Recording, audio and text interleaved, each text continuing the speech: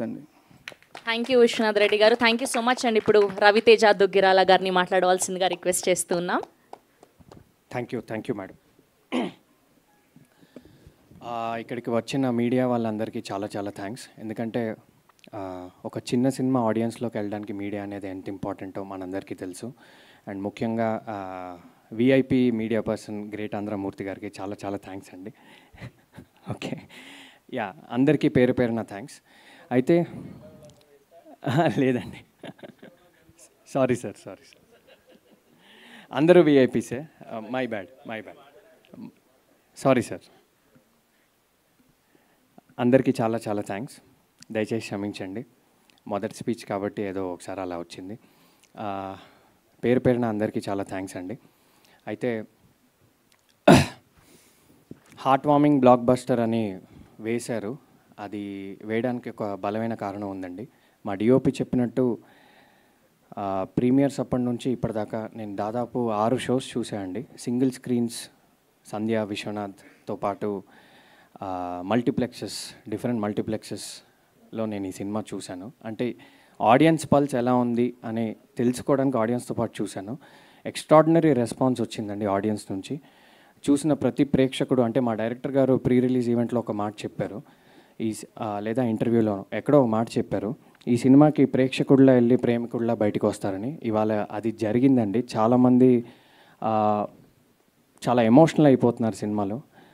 ముఖ్యంగా విమెన్ కానీ యూత్ కానీ, అంటే ఆల్ సెక్షన్స్ ఆఫ్ ఆడియన్స్.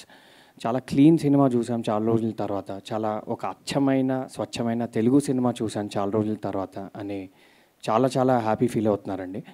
అయితే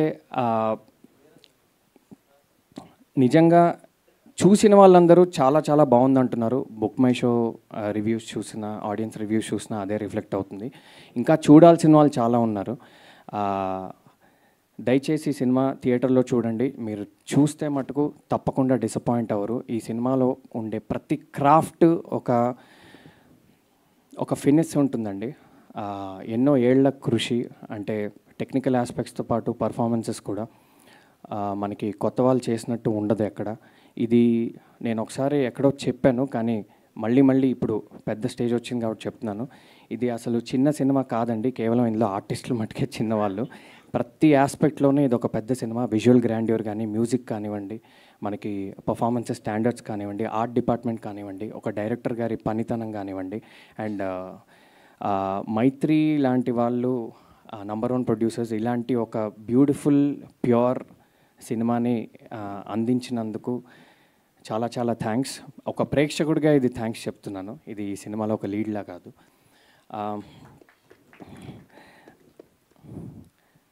అయితే ఇక్కడ పేరు పేరున అందరికీ థ్యాంక్స్ చెప్పుకుంటే టైం అయిపోతుంది కాబట్టి, ముఖ్యంగా ఫణీందర్ నర్శెట్టి గారికి చాలా చాలా థ్యాంక్స్. మా అందరికీ ఒక స్ట్రాంగ్ డెబ్యూ ఇచ్చినందుకు, అట్ ద సేమ్ టైం ఆడియన్స్కి ఒక హార్ట్ వార్మింగ్ ఫిలిం, ఒక pure love story, at the same time ఒక స్ట్రాంగ్ ఫీమేల్ క్యారెక్టర్ ఇచ్చినందుకు. శుద్ధి అనే క్యారెక్టర్, ఈ సినిమా జర్నీ ఇప్పుడే మొదలైందండి. ఈ సినిమాకి చాలా లాంగ్ షెల్ఫ్ లైఫ్ ఉంటుంది. చాలా ఏళ్ల తర్వాత కూడా ఈ సినిమా గురించి మాట్లాడుకుంటారు.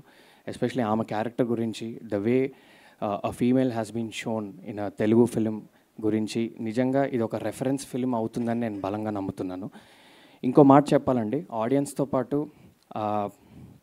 నా సోషల్ మీడియాలో నాకు పర్సనల్గా దాదాపు ఒక 600-700 మెసేజెస్ వచ్చి ఉంటాయి సినిమా రిలీజ్ అప్పటి నుంచి ఇప్పటిదాకా. ఇంకా వస్తూనే ఉన్నాయి.